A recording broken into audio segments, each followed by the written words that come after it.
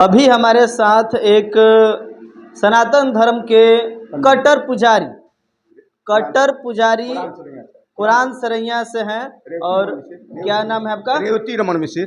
रेवती रमन मिश्र, जो कि ब्राह्मण समाज का ये सर्वश्रेष्ठ समाज आता है, समाजों में सबसे सर्वश्रेष्ठ समाज आता है। इनसे हम कुछ बात करेंगे राजनीतिक पर, कुछ धर्म पर, कुछ सनातन को लेकर। अभी बाबा एक चीज़ बताइएगा कि वक्फ बोर्ड को लेकर आपकी क्या प्रतिक्रिया है? वक्फ बोर्ड को लेकर काफ़ी देश में हाहाकार मचा हुआ है, काफ़ी राजनीतिक माहौल गर्म है। देखिए, वक्फ बोर्ड कोई बोर्ड नहीं है। वक्फ बोर्ड, हाँ, वक्फ बोर्ड भूमि को हरण करने वाला एक बोर्ड है। वक्फ बोर्ड यही है। वक्फ बोर्ड में कुछ है नहीं।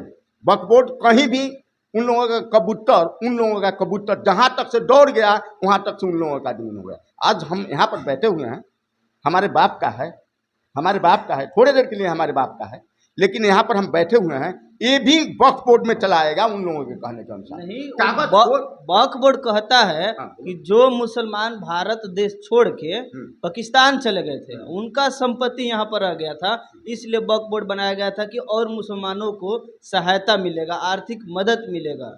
इस तरीके से वक्फ बोर्ड ये कैसे हुआ?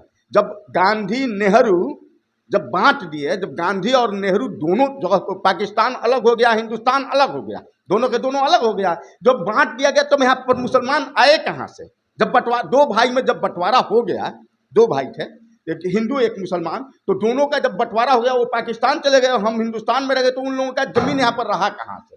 जब बंटवारा हो गया, ऊपर से उन लोगों को और पैसा भी दे दिया गया है गांधी ने। वक्फ बोर्ड तो उसी समय नहीं लागू होना चाहिए था। अभी खत्म हुआ, अभी इस पे चर्चा हुआ, अभी इस पे संशोधन किया जा रहा है। संशोधन क्या किया जा रहा है? वो कभी भी संशोधन, कभी उन लोगों के पास अगर कागज हो, जो भी जमीन है, जो भी जायदाद है, उन लोगों का अगर कागज हो, सही कागज हो, तो उन लोगों को उतना जमीन मिलना चाहिए। अगर उन लोगों के पास कोई अगर ट्रेस नहीं है, कोई कागज नहीं है, कोई चीज नहीं है, तो फिर उन लोगों को एक इंच भी अधिक नहीं मिलना। विपक्ष के नेता लोग कह रहे हैं कि वक्फ बोर्ड की जमीन सरकार हड़पना चाह रही है, अपने पूंजीपति यार दोस्त को बेचना चाह रही है। विपक्ष के नेता कौन ऐसे बोलने वाले हैं? अगर बोल रहे हैं तो महामूर्ख हैं। इस तरह के हम शब्द बोलेंगे, मूर्ख बोल करके हम बोलेंगे। क्यों? कि जबकि उन लोगों का जमीन और कागज और उन लोगों का कानून तो कुछ भी नहीं है, तो उन लोगों को कहाँ से वे देंगे? नेता अपने बाप के हाथ देंगे, अपने घर से देंगे, कहाँ से देंगे? नहीं, कुछ तो प्रूफ होगा, इसीलिए तो बयान दे रहे हैं। संसद में भी इस पे बहुत सा हुआ, वही तो प्रूफ दिखाया कि हमारे पास कागज है, हमारे पास कोई चीज है। कागज पत्र चाहिए ना। आपके घर का, आपके जमीन का कागज होगा ना? नहीं होगा, सबका है। तो फिर जब है तो उन लोगों का भी पास देखें।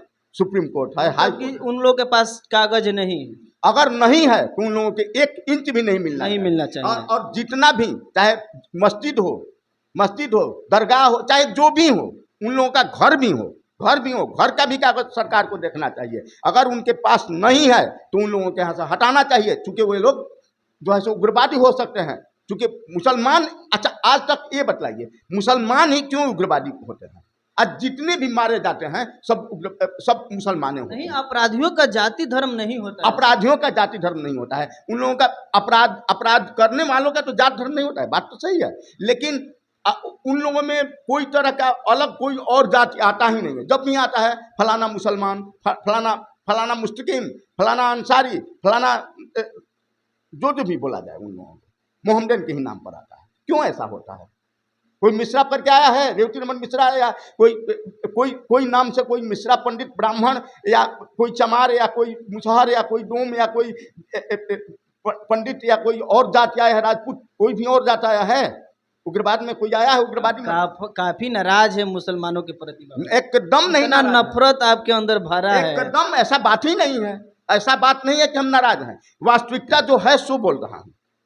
अभी एक बिहार में महाबिहार को लेकर आंदोलन चल रहा है कि वहाँ पर जो बीटी एक्ट बना है, बीटी एक्ट 1949, उसको रद्द कर देना चाहिए। क्योंकि वहाँ पर उस मंदिर में महाबिहार में 4 ब्राह्मण, 4 हिंदू और एक वहाँ का डीएम कलेक्टर को सदस्य बनाया गया है। लेकिन वहाँ के बौद्धिस्टों का कहना है कि यहाँ से ब्राह्मणों को हटा देना चाहिए, सिर्फ बौद्धिस्ट होना चाहिए। तो इस पे आपकी क्या प्रतिक्रिया है? देखो देखो भाई, बात यहाँ है कि अगर बौद्ध धर्म का वो मंदिर है, बौद्ध धर्म का मंदिर है, वहाँ अगर वो बौद्ध धर्म का मंदिर है तो वहाँ पर बौद्धिस्ट ही लोगों को रहना चाहिए, है ना। और बौद्ध धर्म एक एक सनातन धर्म है। धर्म तो बस एक ही सनातन है। सनातन से ही वे लोग सब उनका सनातन धर्म के अनुयायी नहीं होकर के वे लोग अलग अलग जैसे हो जाते हैं, अपना अलग अलग छिटपुट। इस तरीके से अधिनियम बनाया गया है, कानून बनाया गया है कि उस मंदिर में 4 ब्राह्मण होंगे, 4 हिंदू होंगे, 4 ब्राह्मण हिंदू होंगे और 4 बौद्धिस्ट होंगे, और एक वहाँ का डीएम जो हिंदू होंगे, डीएम वहाँ का कलेक्टर उस सदस्य में रहेंगे। तो क्या इस एक्ट को खत्म कर देना चाहिए? देखिए, बात यहाँ है कि एक्ट जो सरकार का एक्ट है, जो सरकार का कानून है, सरकार को कानून को कैसे आप खत्म कर सकते हैं? उसको ढंग से चलाना चाहिए। डीएम साहब को भी ढंग से चलाना चाहिए, और जो पुजारी हैं उन लोगों को सब मिलजुल करके, और उसको अच्छी तरह से पूजा पाठ होना चाहिए, वहाँ पर ढंग से आरती पूजा होना चाहिए। बौद्धिस्टों का अलग विचारधारा है नहीं, और ब्राह्मणों का अलग विचारधारा है। नहीं, विचारधारा में तो अलग नहीं हो रहा। बौद्धिस्ट क्या है? बौद्धिस्ट कोई थोड़ी है, कोई है, ये सनातन धर्म के ना है। तो ये लोग, इन लोगों को भी मानना चाहिए इस पर कि नहीं भाई, सनातन वाले हैं, हम भी सनातनी हैं, हमको एक ही हो करके चलना चाहिए। हम लोग अगर एक नहीं रहेंगे तो हम लोग बर्बाद हो जाएंगे। इस विषय पर उन लोगों को भी एक चीज़ बताइए, जितने भी हिंदू धर्म की मंदिर है, उस मंदिर में सिर्फ ब्राह्मण समाज के ही लोग मंदिर का पुजारी होते हैं। SC ST समाज के लोग कितने भी पढ़े लिखे हो जाते हैं फिर भी मंदिर का पुजारी नहीं बनते हैं, आखिर क्यों? नहीं, ऐसा बात नहीं है। ये आप लोगों के या जो सोच रहे हैं उनके दिमाग में केवल मूर्खता भरी हुई है। आज आर्मी हमारा आर्मी तो सबसे बड़ा है ना, क्योंकि देश का सुरक्षा करने वाला आर्मी ही है, सब कुछ करता है आर्मी। फौज में, आर्मी में जा करके देखिए, बहुत से जो आप ST बोल रहे हैं या जो